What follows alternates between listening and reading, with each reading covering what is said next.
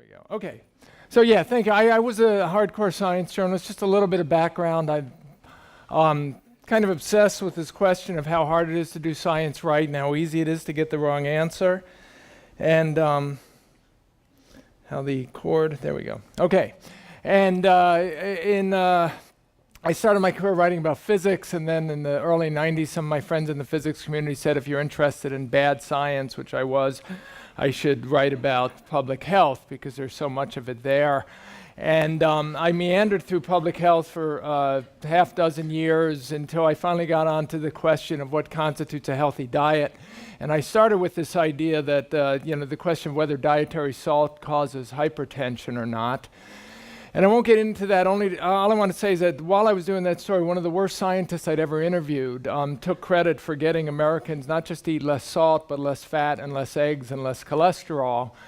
And I literally put the phone down. I called up my editor at the journal Science, and I said, when I'm done writing about salt, I have to write about this dietary fat idea because one of the worst scientists I've ever interviewed just took credit for the diet we've been eating.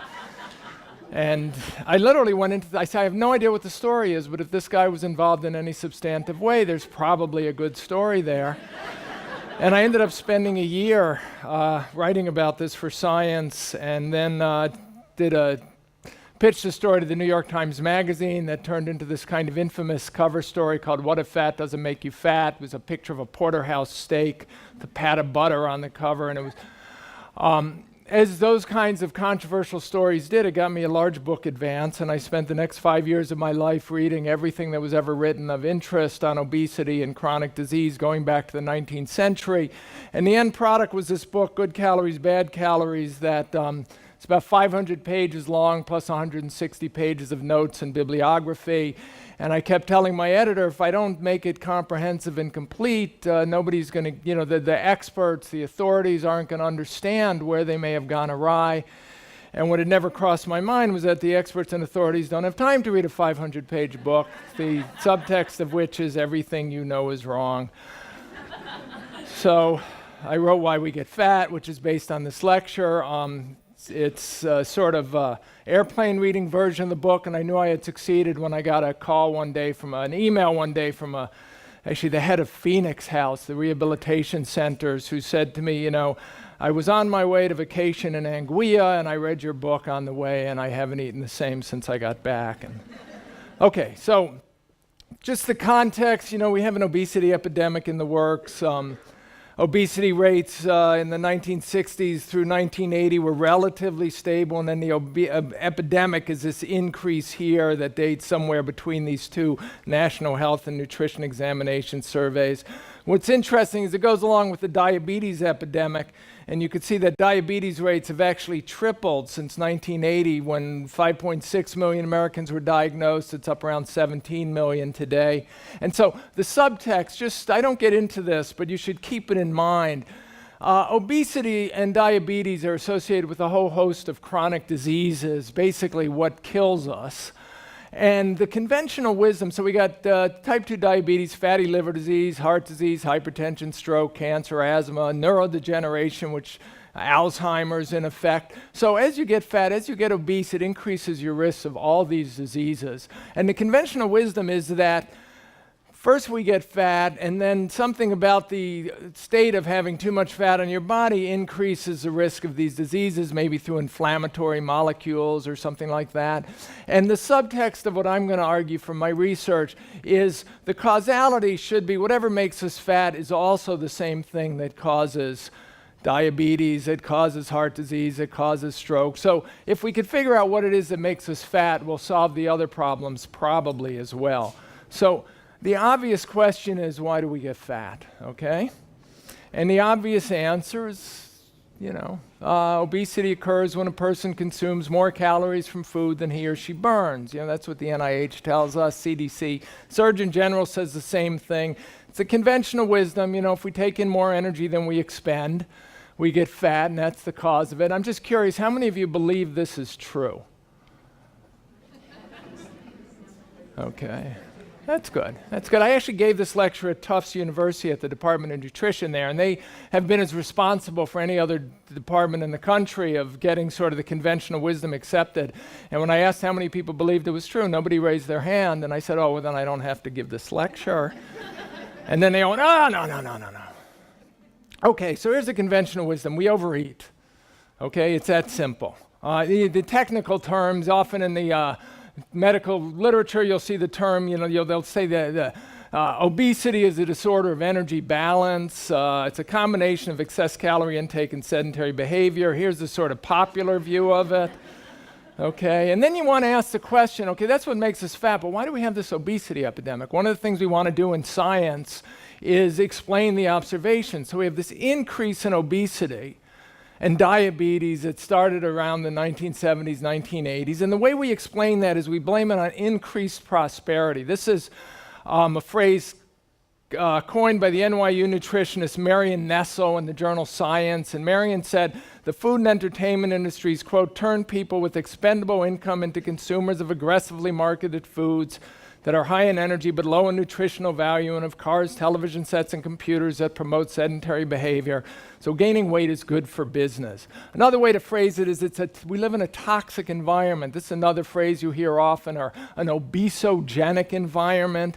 And the toxic environment phrase was coined by the Yale psychologist Kelly Brownell, who defined it as an environment that, quote, encourages overeating and physical inactivity. So here's how Kelly put it. He said, cheeseburgers and french fries, drive-in windows and supersizes, soft drinks and candy, potato chips and cheese curls, once unusual, as much our background as trees, grass, and clouds. Few children walk or bike to school. There's little physical education. Computers, video games, and television keep children inside and inactive.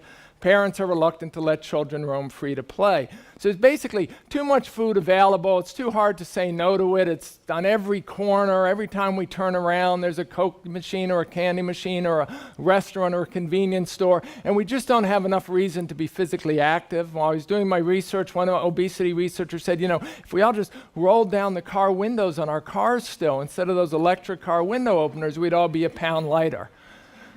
So here's our hypothesis, okay? It's increased prosperity leads to overeating, energy in greater than energy out, and the result is obesity and the obesity epidemic. And the question is, it's a hypothesis, and in science we're allowed to ask, is it right? May seem obvious, but can it explain the observations? So let's look at some less obvious observations, okay? Fat Louisa paradox.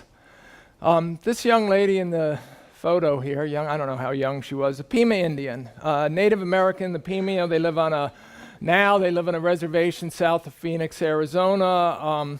Little known fact about the Pima. Today they have the highest rates of obesity and diabetes in the Western world. They're considered sort of poster children for the obesity and diabetes epidemic. But what people don't talk about with the Pima is they used to be the most affluent Native American tribe, okay? In 1846, when an Army battalion went through the Pima territory on what would become the Santa Fe Trail, the Army surgeon pointed out that they were sprightly and in fine health, said they have the greatest abundance in food and take care of it well. And in fact, they were hunter-gatherers, they were agrarians, they hunted in the local mountains, they fished and ate clams from the Gila River, which went through their territory.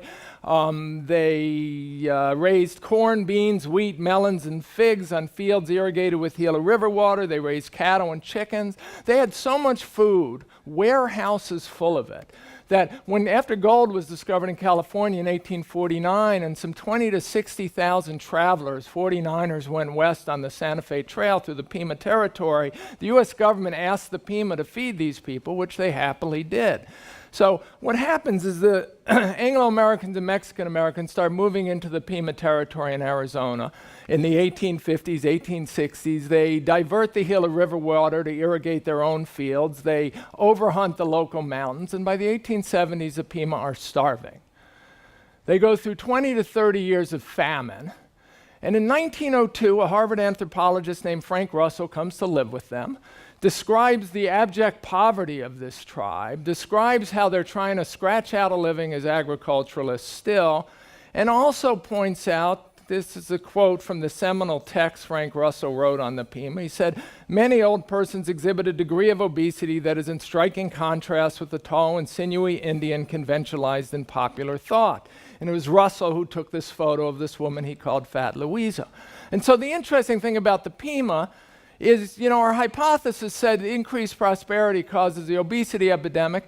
Here we have a population that went from prosperous when they were lean and sprightly, this drawing was actually made in 1851, to poor beyond our imagination, and in the course of it, they developed an obesity problem.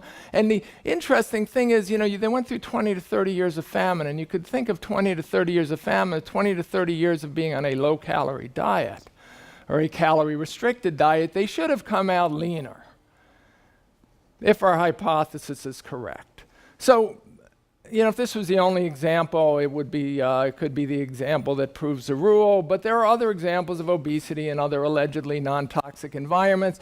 This photo is of Nigerian women working in a fish market in 1972, and you could see that obesity in Nigeria in 1972 was nothing new. What I did, which the medical research community arguably should have done, is I just went back through the literature looking for examples of populations in which obesity and diabetes levels were measured prior to the 1980s, when it became sort of a cottage industry. And I'll give you some of the ones I found out. So in 1928, a couple of University of Chicago economists go to study the Sioux living on the South Dakota Crow Creek Reservation. The living conditions, they live in 1 to 2 room shacks, quote, unfit for occupancy, 4 to 8 people per room. 40% of the children on the reservation lived in homes without toilets. Water had to be drawn from the river. 15 families with 32 children among them on this reservation were living chiefly on bread and coffee. These people were poor beyond our imagination. In fact, in 1927, the US government did a study of conditions on the Native American reservations and said they were poor beyond the imagination of people in 1927.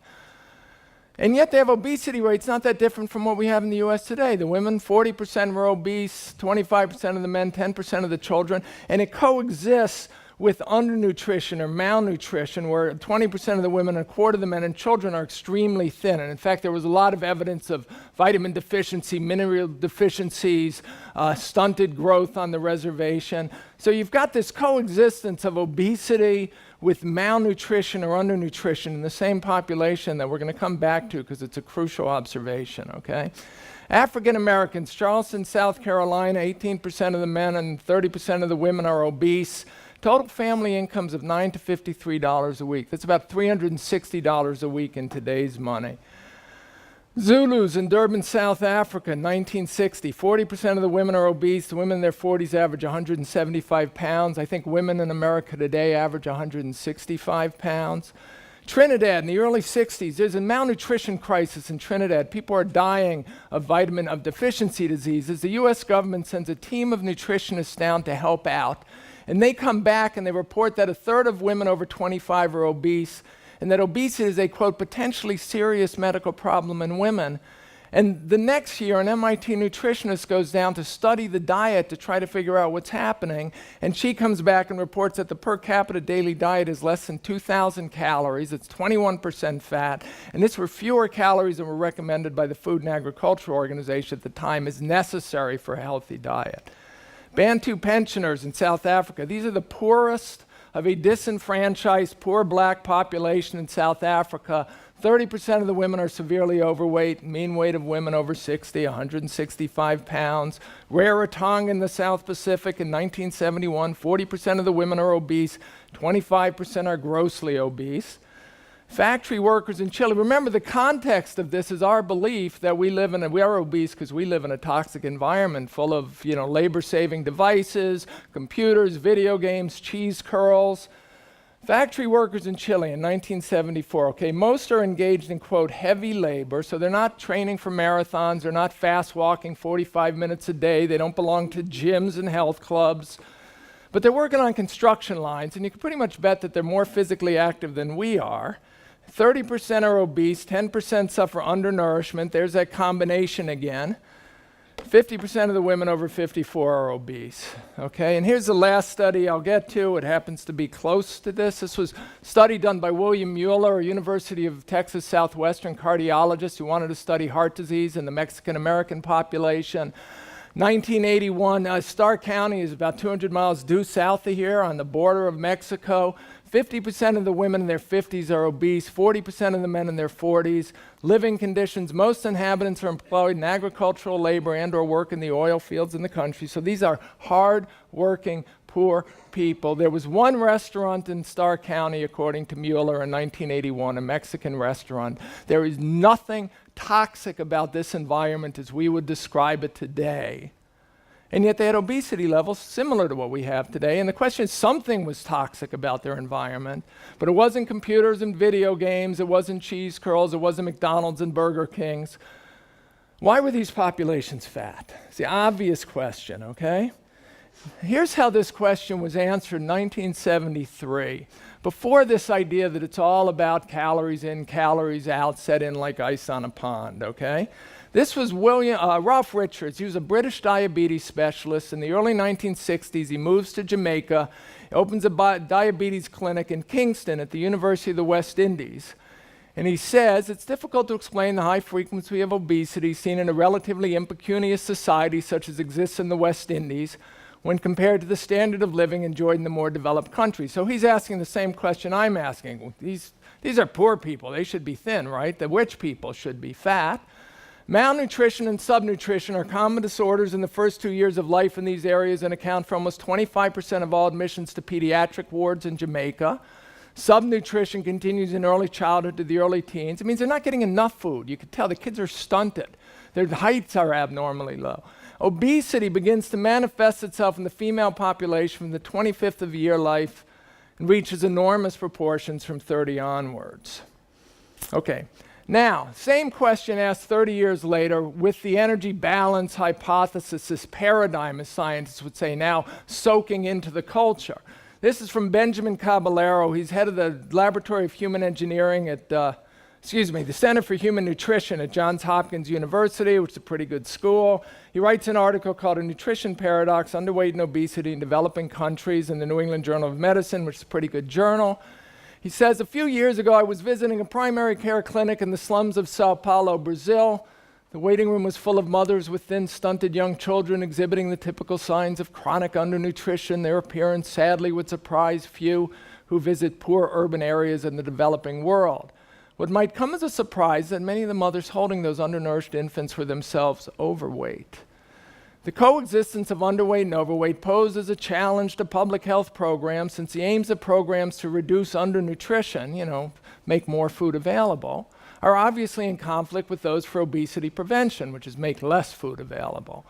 I put this in italics, Caballero didn't. Poses a challenge to public health program. The coexistence of underweight and overweight poses a challenge to your belief system, not to your public health program. If you believe that mothers got fat because they took in more calories than they expended, they took in superfluous calories that they didn't need, okay?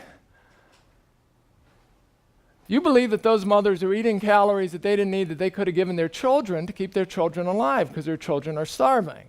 So every time that mother wanted to sneak out in the middle of the night and eat a Snickers bar, she could have given that Snickers bar to her child so that it wouldn't starve to death. So now we have a conflict between two paradigms. We have our paradigm of obesity, which is that you get fat because you eat too much and exercise too little. We have our paradigm of maternal behavior, which is that mothers will starve to death before they will let their children starve to death. Okay? How many of you are mothers in this room? How many of you would sneak out and eat a Snickers bar while your kid was starving? Okay? Because I had a mother whom I loved, I have to side with the maternal behavior paradigm. The key about this that I find so fascinating is in science, what you look for is anomalous results. Observations that your hypotheses can't explain. In physics, we've just spent billions of dollars building one atom smasher outside of Geneva, Switzerland, so we could create one anomalous result we can trust and come to new theories. This one has been sitting in the field for 100 years almost, and nobody cares. It poses a problem to our public health problem. It tells you how deeply this paradigm has sunk in. So let's look at some other inconvenient observations, okay? If eating more makes us get fat, eating less should make us get thin, okay? Now you could argue once we get obese, it's impossible to lose weight, all these metabolic counter things happen, but you don't get obese overnight. You're 5 pounds overweight, 10 pounds overweight. Somewhere along the line, you should have been able to just cut back on how much you ate and successfully become lean again. And if you actually look at clinical trials of what are calorie-restricted diets, which used to be called semi-starvation diets before I guess the field decided that the idea of semi-starvation was obviously not something you could do for a lifetime. But if you look at clinical trials, what the meta-analyses will tell you is that the effects are so small as to be clinically insignificant. And you can ask yourself, should this come as a surprise that eating less doesn't seem to work? And back in 1957, Hilda Brooke, who was a leading authority on childhood obesity in this country, said about this question, she said, more than any other illness, the physicians treating the obese patient is called upon only to do a special trick, to make the patient do something, stop eating, after it has already been proved that he cannot do it. Everyone who's overweight and obese knows they should be eating less and exercising more. If they're still obese, it means that trying to eat less didn't work. Actually, there was a German researcher pre-World War II who said we can define obesity as those people for whom eating less doesn't work. What about the problem is exercising more also doesn't work. This is inconvenient. I could also quote meta-analyses, systematic reviews of the data about how tiny the effect is, if it exists at all, for increasing your energy expenditure and reducing weight. I find this more compelling. In 2007, the American Heart Association, the American College of Sports Medicine put out physical activity guidelines. It was co-authored by 10 experts. These are people who believe that physical activity is an inherent part of a healthy lifestyle, as do I. But this is what they said about the idea that exercising more will lead you to lose weight. They said it's reasonable to assume that persons with relatively high daily energy expenditures would be less likely to gain weight over time compared with those who have low energy expenditures. Okay, this is logically equivalent to saying it's reasonable to assume that if you're a couch potato, you'll be more likely to gain weight over time than if you become a marathon runner. So far, data to support this hypothesis are not particularly compelling. And the point is, this hypothesis is 100, 150 years old, depending on how you want to date it. And one of the lessons I learned writing about experimental physics is that if you throw money at an effect, if you have a hypothesis that's 100, 150 years old, and the best you could say about it after all the time of studying and examining is that the results are not, the support is not particularly compelling, it's quite likely that the hypothesis is wrong. You might have just done the studies wrong, maybe you didn't do the right kind of exercise for long enough, but if that's the best you could say, then quite likely the idea is wrong. And that's what I want you to think about. Not that it could be right, but let's just assume it's wrong. What about practicing energy balance? How many of you try to match calories in to calories out on a daily basis? That's what the industry now calls practicing energy balance. One young lady. Okay, here's what the CDC says about it. When it comes to maintaining a healthy weight for a lifetime, the bottom line is calories count. Weight management is all about balance, balancing the number of calories you consume with the number of calories your body uses or burns off. So we could ask ourselves, what does that entail? Simple question, okay? The answer I'm going to give you, I first read in a metabolism textbook in 1937. So anyone could do it. What does that entail? I want to know what it takes, how closely do I have to balance calories in to calories out so that I don't gain, say, 20 pounds in a decade. Because if I gain 20 pounds in a decade, I'll gain 40 pounds in 20 years. I'll go from being lean in my 20s to obese in my 40s, like many people do. So what do I have to do to make sure that doesn't happen? So a typical American's food intake is about 2,700 calories a day, okay? That's average men or women. That's about 1 million calories a year. It's about 10 million calories in a decade. It's roughly 10 tons of food, okay? So now you ask this question, I don't want to gain 20 pounds in that decade. How accurately do I have to match calories in to calories out? And the answer is 20 calories a day. If I stick 20 calories in my fat tissue that I don't burn, every day, on average, I will gain 20 pounds in 10 years, okay? It's a simple calculation. Here it is. It's like 8th grade mathematics. 20 calories a day times 365 days a year times 10 years, divided by 3,500 calories per pound of fat, which is roughly how many calories in a pound of fat, and the answer is 21 pounds in a decade. Okay? If I only don't want to gain 10 pounds, then it's 10 calories. If 5 pounds is 5 calories, it's 0.8% accuracy. Okay, when I told you I read this in a 1937 metabolism textbook, the author was Eugene Dubois, who was a sort of father of the field of nutrition and metabolism in the US prior to the Second World War. And Dubois did this calculation because he wanted to point out that it's insane. Nobody can do this. Okay, no animal can do it. You know, we cannot, he said, there is no stranger phenomenon than the maintenance of a constant body weight under marked variation in bodily activity and food consumption. The question shouldn't be, why are some of us fat? But the question should be, if this is how we regulate our weight, by matching calories in to calories out, the question should be, why aren't we all fat? Or why aren't half of us fat and the other half anorexic? Because the mathematics works both ways. So half of us just because overshoot one way. And you can argue, I mean, there's ways that this has been argued around. Like, for instance, you oscillate. So you start gaining weight, you notice your pants fit too tight, or your skirt doesn't fit right, or your husband says something annoying, so you decide I'm going to go on a diet. So you've been overshooting, and now you undershoot, and you keep that up for a while, and you get bored, and then you overshoot, and you oscillate around perfect energy balance. It's possible, but then you have to ask, how do animals do it? Okay, because they don't have mirrors to look in, they don't have pants they're wearing, they don't have husbands to make snooty comments. How do they do it? Okay, they maintain a normal weight pretty effortlessly. It's obviously not by this caloric balance business. Okay, I have to apologize now. I'm about to show some photos of naked human beings from the pre-World War II obesity and metabolism textbooks. If you look at modern obesity textbooks, you won't find photos of human beings. You'll find photos maybe of fat rats and a lot of signaling pathways. But I'm now channeling how pre-World War II European researchers perceived obesity. And the photos are from their textbooks, and they thought you could learn a lot from looking at how people get fat and where they get fat and when they get fat, not just whether or not they have a BMI over 30 or not.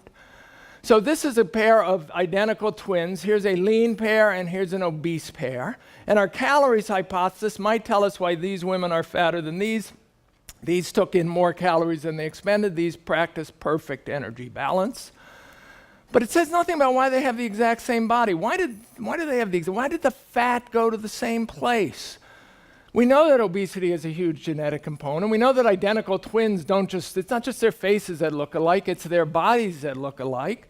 But what do the calories consumed and expended have to say about where the fat goes? And why these two women have exactly the same amount of fat for all intents and purposes? Do the calories determine how much they want to eat at every meal and how many hours they want to sit on a couch?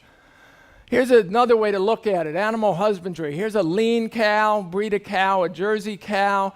Here's a stocky, fatty breed, Aberdeen Angus. And by the way, I had photos in my book. These are both cows. In the book, one of them's a bull. I screwed up a little. And I got, must have been 30 emails and phone calls from people in West Texas saying, you city slicking moron, don't you know the difference? Anyway, cow.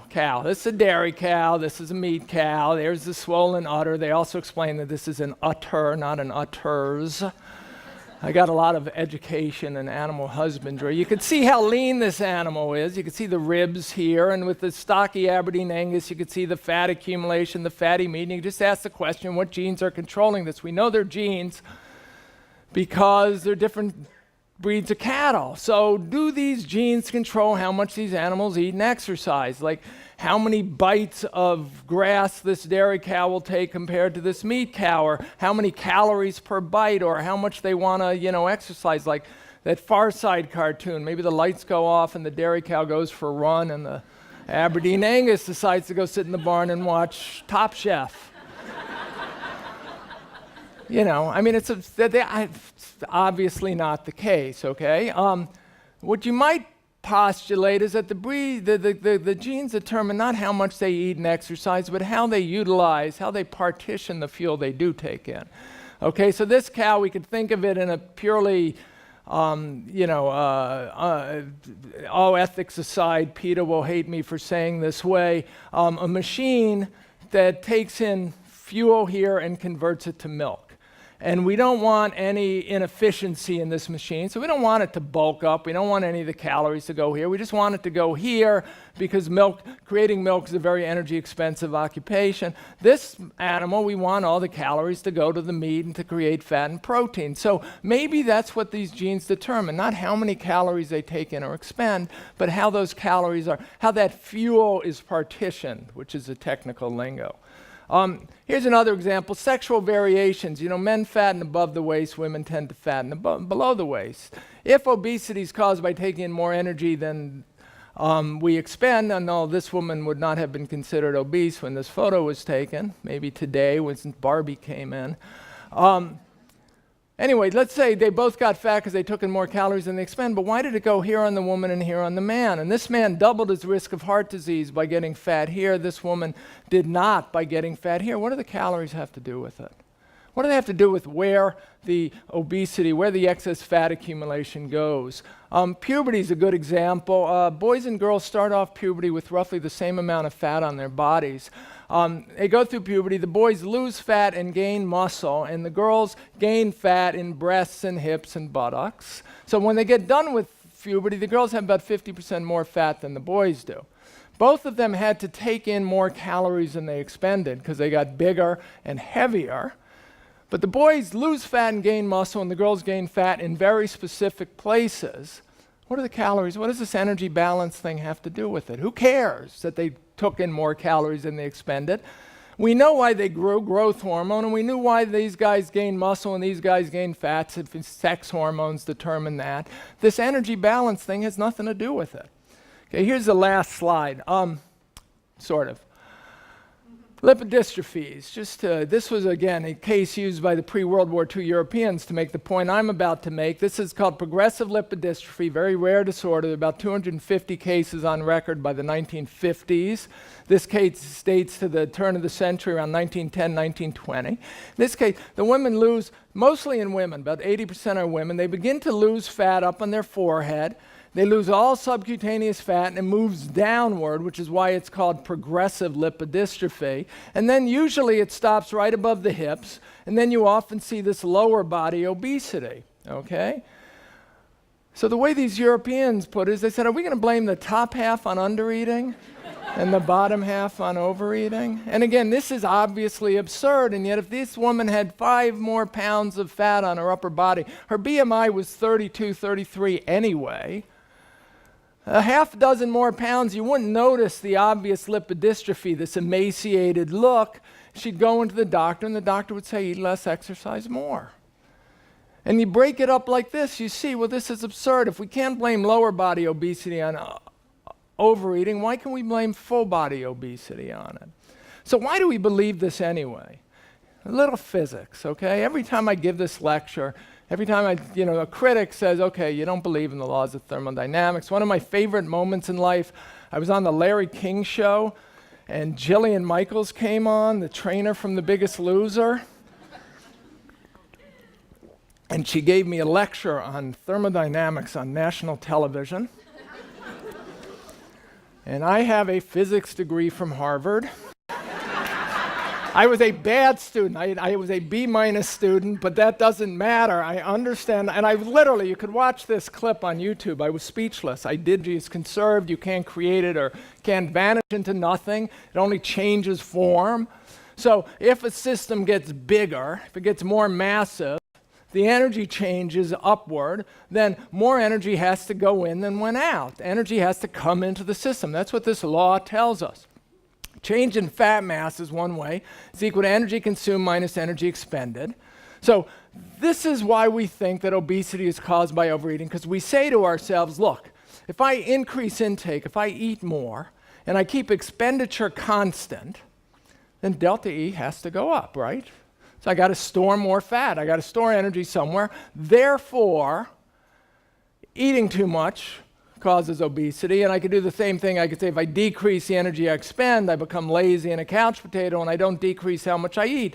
Energy has to go up. Therefore, sedentary behavior causes obesity. And the problem with this thinking is in the therefore.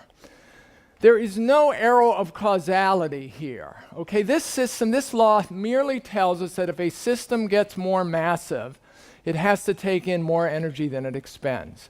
It says nothing about cause. Okay, it says no more about the cause of obesity than any other law of physics. It has to be true, but it says nothing about causality. Okay, and let me give you an example. Let's say instead of wanting to know why I have so much energy stored in my fat tissue, I want to know why is there so much energy stored in this room? Instead of being stored like triglycerides in my fat tissue, it's stored in the form of people in this room. And you and I, I'm going to be in two places at once right now. You and I are walking outside, and we see that the room is full of people. And you say to me, why is that room so full of energy? And I say, well, because more people entered than left, which is the logical equivalent of saying I got fat because I took in more energy than I expended. And you would say, well, Gary, of course more people entered than left. That's obvious. Why is it so full of energy? People. And I say, well, look, if more people enter than leave, it's got to get crowded, right? And you say, yes, of course, but I still haven't told you anything meaningful. This is what logicians call vacuously true. It has to be true. If a room gets crowded, more people enter than leave. If somebody got fat, they had to take in more energy than they expended.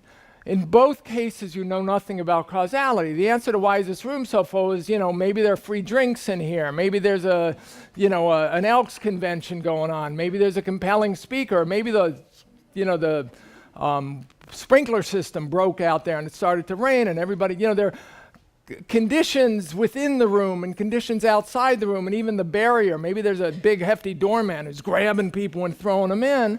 All those would explain why this room is crowded. Saying more people entered than left tells you nothing. And that's what I mean by this overeating thing telling you nothing. It's nonsense. If somebody got fat, they took in more energy than they expended. Okay? That's a given. If they get lean, they have to expend more than they took in, but it says nothing about causality. So when your doctor tells you, you got fat because you overeat, you have my permission to say that's nonsense. Okay, what's the alternative hypothesis? This is how the Europeans saw it prior to the Second World War. I hope I've at least gotten you to question this idea of calories, energy balance.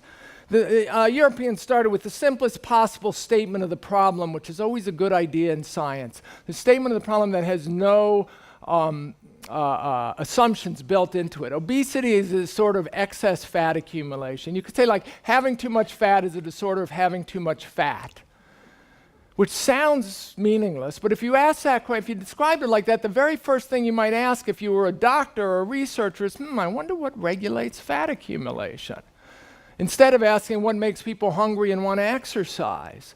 So in this hypothesis, overeating and inactivity are compensatory effects. They're not causes, okay?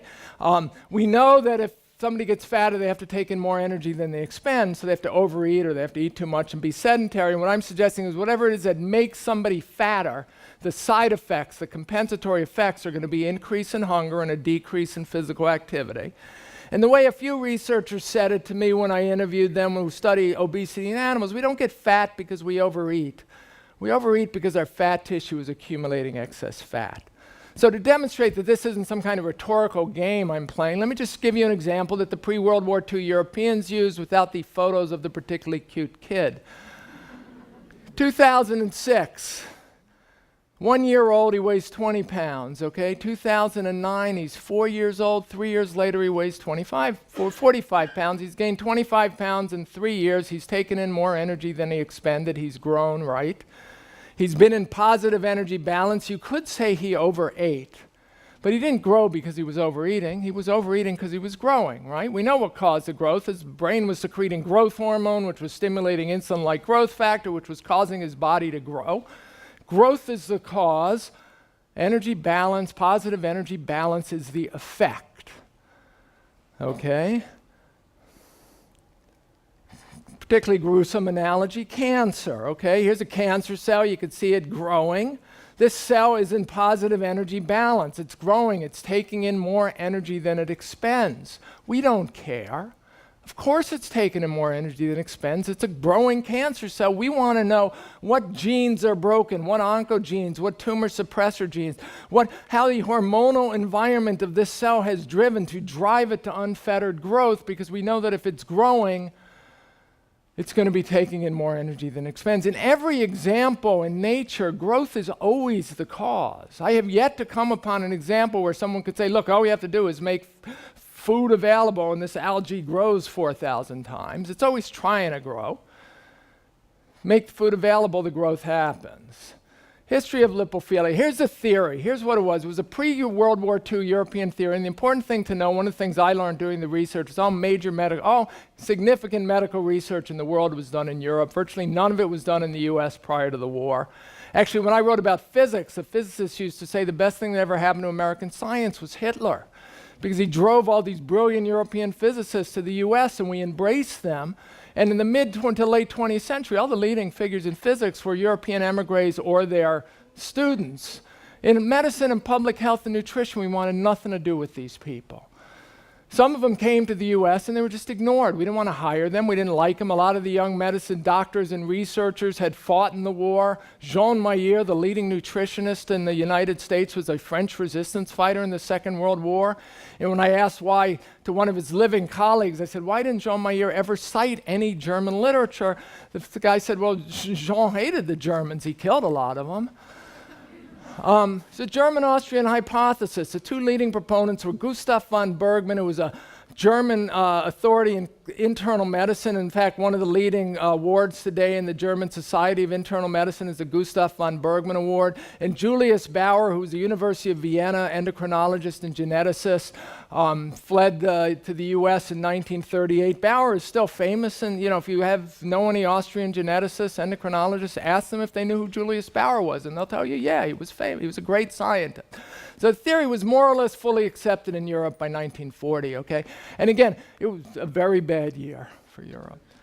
Lipophilia. Lipophilia means love of fat. And the idea is that some of our fat, some tissue has this capacity to want to absorb fat or not, to want to accumulate with fat. And the example they used, the metaphor, was like hair. They said, just like we grow hair in some places, and not in others, we get fat in some places and not in others, and we all know where those places are. And just as some people are hairier than other people, some people are fatter than other people. And in obesity, this lipophilia thing has somehow gotten out of control. So here's how Bauer described it in 1929. He said, like a malignant tumor, like the fetus, the uterus or the breast of a pregnant woman, the abnormal lipophilic tissue seizes on foodstuffs, even in the case of undernutrition. This clause alone begins to tell you how we're going to explain the case these obese mothers with their starving children, because he's saying that even in the case of starvation, the lipophilic tissue is doing what it wants to do. It maintains its stock and may increase it independent of the requirements of the organism. A sort of anarchy exists. The adipose tissue lives for itself and does not fit into the precisely regulated management of the whole organism. You could think of it, as Bauer did, like a tumor. This tumor, this growth is being driven to grow, and it will find the fuel to do it regardless of what you're trying to do. So you can look at animal models and just ask the question, there are a lot of different ways you can make animals obese. When I make them obese, am I making them hungrier? Or am I turning them into couch potatoes? Or somehow affecting the sort of lipophilic nature of their fat tissue? And I could go through all the examples, but as usual, I'm talking too much. This is how Jean Mayer put it, our French resistance fighter. Actually did some good work, except he just couldn't quite get it. He studied a strain of obese mice, and he said these mice will make fat out of their food under the most unlikely circumstances, even when half starved. They don't get fat because they eat too much. They get fat if they eat at all. There are genetic strains of obese rats, Zucker rats. You can starve them to death and they will die with more fat on their bodies, like 4 times as much fat as a lean rat that isn't genetically programmed to be. They will eat their organs, their protein. There are actually experiments done by a researcher named M.R.C. Greenwood at the University of Santa Cruz in the late 1970s with Zucker rats. He took them when from the moment you could wean them from the mothers at 3 weeks, and she put half of them on a calorie-restricted diet. She restricted how much they could eat, and these Zucker rats that were calorie-restricted grew up to be fatter than their siblings who were allowed to eat as much as they wanted. They weren't heavier, but they had more fat tissue, and they had smaller brains and smaller organs, lighter bones. It's as though they were willing to cannibalize the rest of their body to drive this need to accumulate fat. So some obvious questions, okay? If vertical growth is the cause, overeating is the effect, why not horizontal?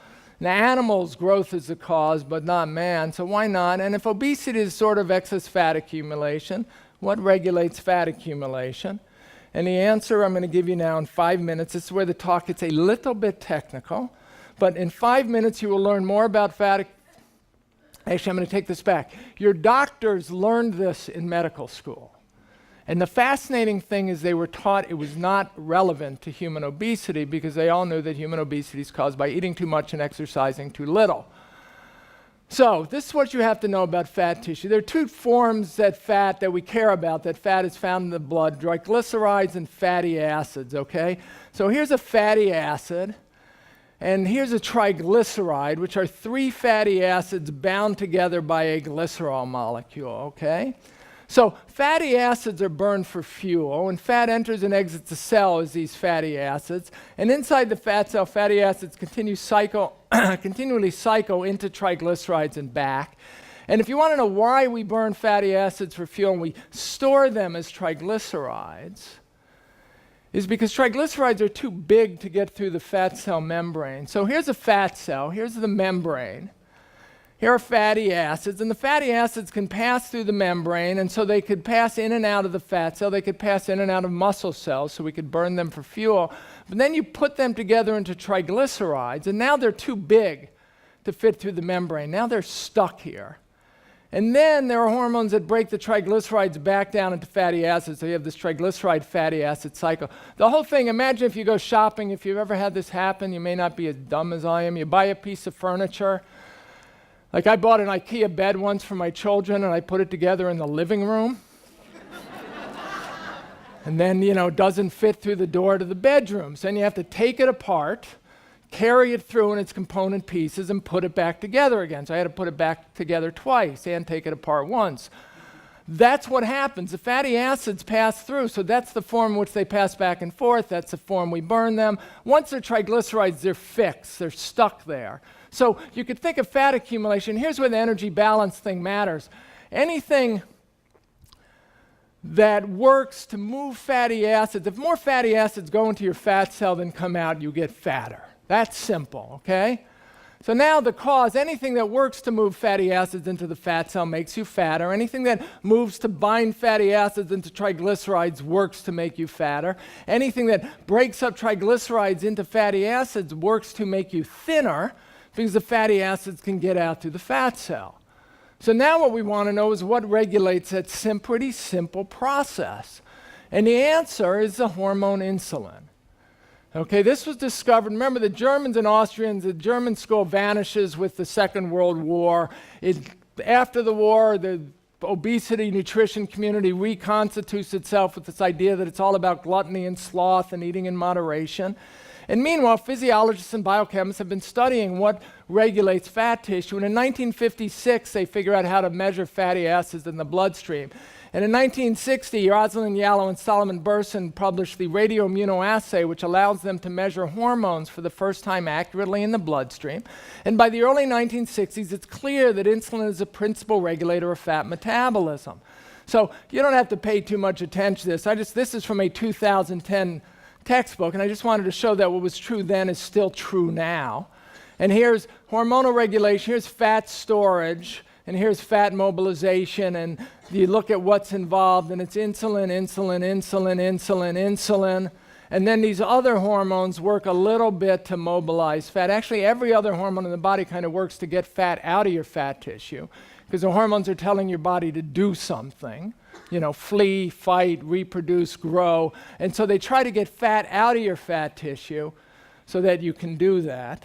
And if you look at the hormones that regulate fat mobilization, again, it's insulin, insulin, and insulin through these hormones, LPL and other hormones. And as Rosalind Yalow and Burson put in 1965, release of fatty acids from fat cells requires only the negative stimulus of insulin deficiency.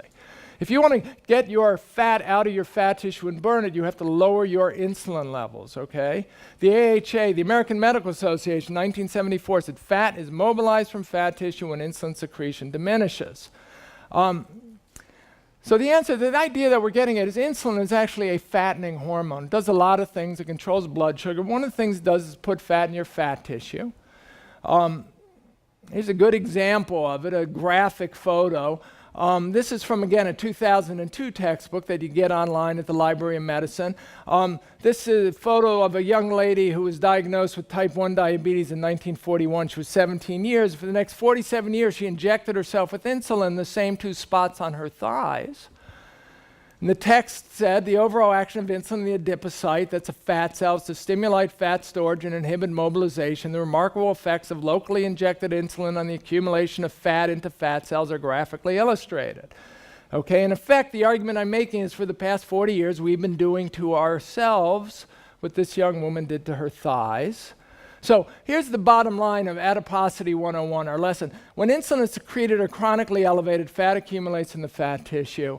When insulin levels drop, fat escapes from the fat tissue and the fat depots shrink, and we secrete insulin primarily in response to the carbohydrates in our diet, okay?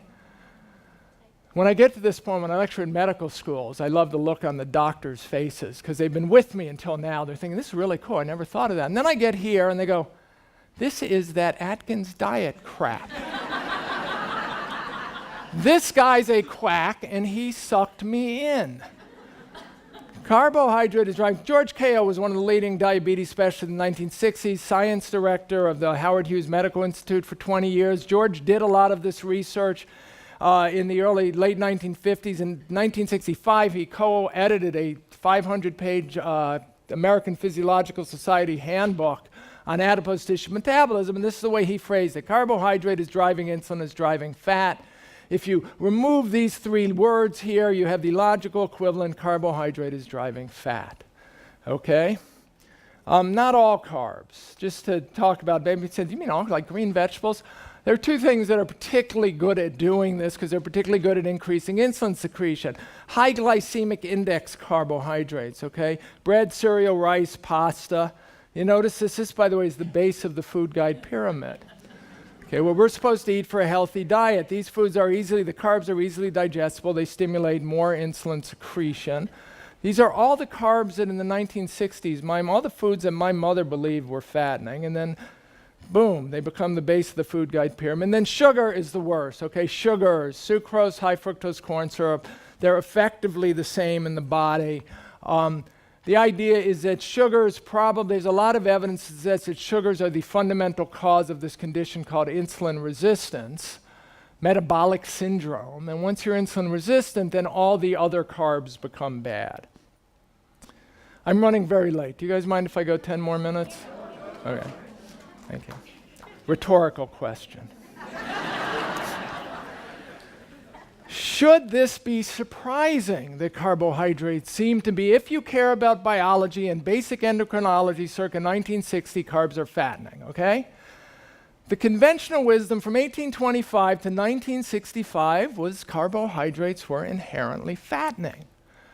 Okay, this is a line I love. This 1963 British Journal of Nutrition article written by one of the leading British dietitians of the era. Every woman knows that carbohydrates are fattening. This is a piece of common knowledge which few nutritionists would dispute. Dr. Spock's Baby and Childcare, the Bible of child rearing in the second half of the 20th century. 6 editions from 1946 to 92 all had this sentence in it. The amount of plain starchy foods taken is what determines in the case of most people how much weight they gain or lose. If you went into a hospital in the late 1940s, early 1950s, and you were obese, they were likely to put you on this diet, okay? The same diet was published by Harvard Medical School, Cornell Medical School, Stanford Medical School. I'm using the version of it that comes from the Practice of Endocrinology, which was a leading British endocrinology textbook. Raymond Greene was a leading British endocrinologist. He was the brother of Graham Greene, the novelist. Foods to be avoided: bread and everything else made with flour, cereals including breakfast cereals, potatoes and white root vegetables, foods containing sugar, all sweets. You can eat as much as you like of the following foods: meat, fish, birds, all green vegetables, eggs dried or fresh, cheese, fruit except bananas and grapes. You do not eat these foods because they are literally fattening. By the way, at this point, Green didn't know about insulin and insulin resistance and insulin regulating fat accumulation, but the idea is these foods are fattening, you don't eat them. These foods are not fattening, so you can eat as much as you want. This was, in effect, the Atkins diet in 1951. So the conclusion, biology, not physics. This is not a physics problem. Okay, it's not an engineering problem, it's a biology problem. We are biological creatures. Obesity is a sort of fat accumulation, not energy balance, not overeating and sedentary behavior. Fat accumulation is regulated fundamentally by insulin and dietary carbohydrates. Carbohydrate is driving insulin, is driving fat. And the only non-pharmaceutical remedy, of which we have none at the moment, is to restrict or remove the causative agent, i.e. the carbohydrate. So I'm arguing that if you just pay attention to basic endocrinology, carbohydrates are fattening in the same way cigarettes cause lung cancer. Okay? If you don't want to get lung cancer, you don't smoke. And just because your grandfather smoked 3 packs a day and didn't get lung cancer doesn't mean cigarettes aren't a cause of lung cancer. And if you don't want to be fat or be obese, you do not eat these carbohydrates, even if your best friend can eat cakes 5 times a day and doesn't get fat. Okay? And the interesting thing, the problem is, if you reduce the carbs, but you don't reduce calories, remember, because this isn't about energy balance, not about trying to eat less. And you don't really want to raise protein for issues I won't get into at the moment, so you replace the carbohydrates with fat. So when this way of eating is done correctly, it is a high-fat diet. It's not a high-protein diet, it's a high-fat diet, and it's carbohydrate restricted. So when you just ask the question, where did this science go?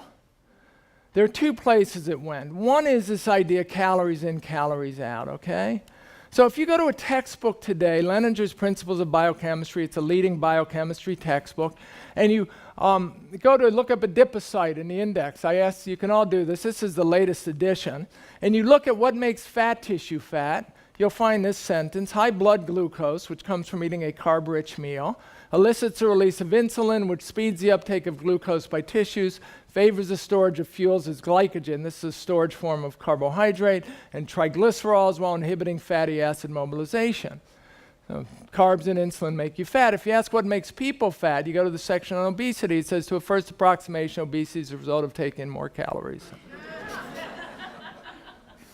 Okay, the other place when is the dietary fat dogma came in, this idea of a low-fat diet is a healthy diet. It started in the 1950s with the University of Minnesota nutritionist named Ansel Keys. And by 1965, the same year that George Cahill edited this American Physiological Society Handbook of Adipose Tissue Metabolism that made this argument about carbohydrates and insulin, although in very technical terms, by 1965 there were zero studies, compelling randomized controlled trials supporting the dietary fat hypothesis. And yet, the New York Times does a story, new diets decried by nutritionists, dangers are seen in low carbohydrate intake. Some of the nation's top nutrition experts are concerned with the new popularity of the carb-reducing diet, which one of them calls nonsense.